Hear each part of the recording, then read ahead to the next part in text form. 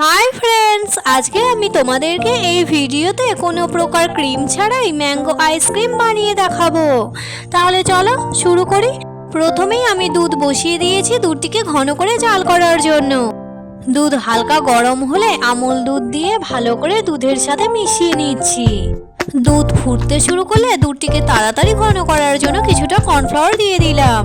দুধ কিন্তু আমার এখন ঘন হয়ে গেছে, এটিকে ঠান্ডা করে নিচ্ছি। ততক্ষণে 3টি পাকা আম নিয়েছি, এই আমগুলিকে এইরকম সাইজ করে কেটে নিয়েছি।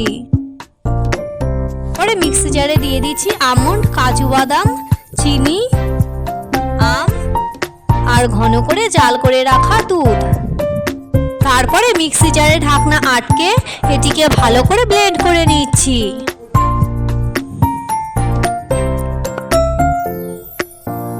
ব্লেন্ড করে নেওয়া আমার হয়ে গেছে। এখন মিশ্রণটিকে একটি বক্সের মধ্যে আমি দিয়ে দিচ্ছি সেট করার জন্য। এখন কিশমিশ কুচি আর আমন্ড কুচি দিয়ে মিশ্রণটির সাথে ভালো করে মিশিয়ে নিচ্ছি।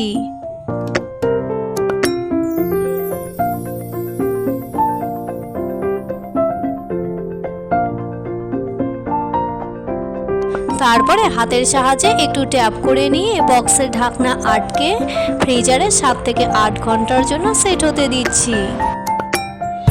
8 ঘন্টা পর তোমরাই দেখে নাও, আইসক্রিম কিন্তু আমার এখন একদম রেডি। এটিকে সার্ভ করার জন্য আমি রেডি করছি। গার্নিশের জন্য আইসক্রিমের ওপরে কিশমিশ আর আমন্ড কুচি ছড়িয়ে দিচ্ছি। ম্যাঙ্গো আইসক্রিম আমার কিন্তু এখন একদম রেডি সার্ভ করার জন্য। তাহলে বন্ধুরা, আমার আজকের এই রেসিপি তোমাদের কেমন লাগলো অবশ্যই কমেন্ট করে জানিও। ভালো লাগলে লাইক আর শেয়ার করতে কিন্তু ভুলে যেও না। আজকের মতো এই পর্যন্তই, আসছি, টাটা।